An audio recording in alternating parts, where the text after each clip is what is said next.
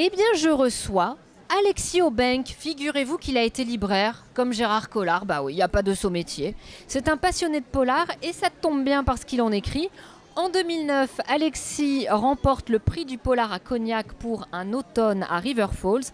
En 2010, rebelote, il publie Un Noël à River Falls qui vient clôturer sa trilogie, car il s'agit bien d'une trilogie. Je vais vous le pitcher. Le shérif Logan et sa profileuse Hurley ont à peine enterré leur mort quand voici un nouveau. Un ado couvert de sang, enfin du sang d'un autre, se jette sous les roues d'un camion.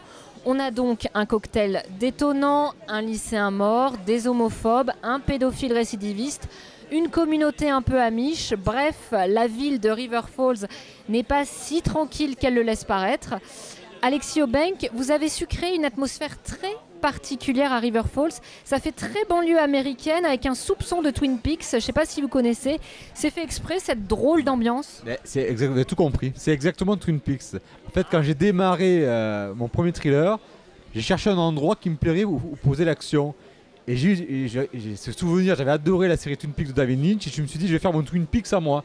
Donc là, en fait c'est la même ville, le même endroit, à part qu'évidemment j'ai pas gardé l'humour décalé de Lynch qui appartient qu'à Lynch, ni le côté fantastique, voilà. Mais c'était vraiment, vous avez tout compris. C'est un hommage à Twin Peaks sans l'humour et le fantastique. Voilà. Comment est-ce qu'elle est sortie de votre imagination? C'est en pensant à Twin Peaks et à d'autres choses? Ah ben c'était surtout ça, c'est vraiment voilà, c'était ce décor-là, parce que j'avais adoré ce côté ville moyenne américaine, pas trop la grosse ville genre New York ou San Francisco, Los Angeles qui a été fait 1000 fois et qu'on voit trop à la télé, ou alors les trop petits où je me dis il n'y a pas une grosse histoire à raconter, donc c'est vraiment une petite ville moyenne avec son shérif mais quand même malgré tout son chapeau, j'y tenais, et ses étudiants, une petite faculté quand même, même si c'est une petite ville, voilà, c'était un décor qui me semblait propice à faire une bonne histoire là-dessus. Voilà. Est-ce que dès le départ vous avez envisagé votre œuvre comme une trilogie? Est-ce que c'était une façon de créer un lien particulier avec le lecteur? La trilogie était dans votre tête dès le début? Voilà, c'est pas tant pour le lecteur que pour moi-même, c'est-à-dire que je me sentais trop frustré sur un roman parce que aussi important qu'une histoire dans un roman, c'est les personnages. Et je pense qu'il est important de faire évoluer des personnages à travers une série de romans.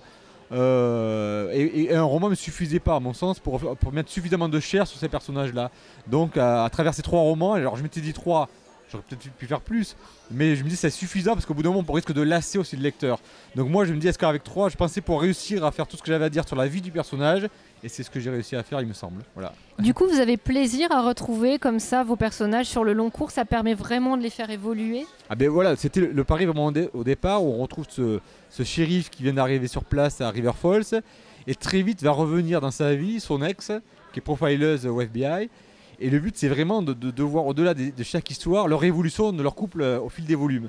Donc, et ça j'ai autant adoré raconter l'histoire, la vie personnelle de ce shérif et de son ex que les histoires en elles-mêmes. C'était pour moi aussi important l'un que l'autre, quoi. Et vous, qu'est-ce que vous lisez sinon? C'est quoi vos livres de chevet? Est-ce que vous êtes plutôt thriller? Est-ce que vous lisez des choses complètement différentes? Je lisais de tout. Je lis beaucoup moins depuis que j'écris. Parce que le problème, je suis un petit peu une éponge. Et si je lis des livres qui n'ont trop rien à voir avec moi, ou au contraire ressemblent trop à moi, ça me perturbe dans mon écriture. Mais sinon, après, voilà, mes lectures que j'ai adorées, alors c'est ça que je lis moins, mais là récemment, vraiment, j'ai découvert 2 jeunes auteurs de polar français que j'ai adorés. Vraiment, pour moi, c'est des chocs. Qui ça? Dites-nous donc. Voilà. Alors, il y a Aurélien Mola, qu'un jeune auteur français de 26 ans qui est bourré de talent, c'est un petit génie qui va tout casser très bientôt. Et après il y a Laurent Guillaume, qui est un ex-flic de 46 ans qui a vécu longtemps à Bamako, qui a fait 10 années à la BAC sur Paris, qui est un gars incroyable aussi, qui a sorti 2 livres, 2 thrillers policiers. Et là vraiment ça a été des claques monumentales pour moi, quoi. Voilà. Si on vient faire une petite promenade sur votre stand, on peut découvrir quoi? Canyon Creek, qu'est-ce que c'est? Alors c'est écrit dans le désert, personne ne vous entendra hurler. Voilà, ben là ça c'est en fait en ayant vu, alors ça n'a rien à voir avec le film No Country for Old Men qui est lui-même tiré du roman de McCarthy. Excellent. Mais moi j'ai adoré ce décor. Voilà, moi je marche beaucoup au décor. Alors on peut dire que j'ai peut-être pas d'imagination, j'en sais rien. J'ai adoré ce film-là, cette ambiance, et je me suis dit je veux écrire dans cette atmosphère-là, dans ce désert-là, le broussailleux. Et c'est vrai que ça me rappelle aussi mes thématiques de ville moyenne, entre une Amérique en train de périr, la modernité, la violence de plus en plus accrue aux États-Unis, alors qui est peut-être pas, d'ailleurs elle a toujours été violente, mais on a l'impression que ça s'accélère, je sais pas, et moi j'avais envie d'écrire, c'est le décor qui m'a interpellé au départ, voilà. Alors Alexis, supposons que l'entière population de River Falls vous poursuive et vous oblige à fuir. Oui. Vous emportez quoi avec vous comme livre de poche? Ben, pas un des vôtres, un autre. Ah, ben j'allais dire, bon, le plus grand livre pour moi que j'ai lu, étonnamment, c'est pas du thriller. Pour moi, c'est de la science-fiction. Et ça serait Dune. Voilà. Si je devais prendre un livre pour partir, pour fuir, ça serait Dune. Qui est pour moi le livre c'est ma Bible à moi. Je peux le relire, le re-relire. Je découvre toujours des choses et ça. Voilà. Ou sinon, alors, pour quand même en parlant policier, pour moi vraiment l'œuvre ultime selon moi, à mes goûts, c'est le Dahlia Noir. J'ai eu une claque en lisant ce livre et j'ai jamais trouvé aussi bon que le Dahlia Noir qui est pour moi la perfection. C'est pareil, je peux le relire, c'est ce qui m'arrive souvent. Et voilà, pour moi, c'est les deux chefs-d'œuvre qui me portent. Voilà. Eh ben, Alexis Aubenque, merci beaucoup. On a le plaisir de vous retrouver jusqu'à ce soir. Bon vent. Ben, merci beaucoup, c'est moi qui vous remercie.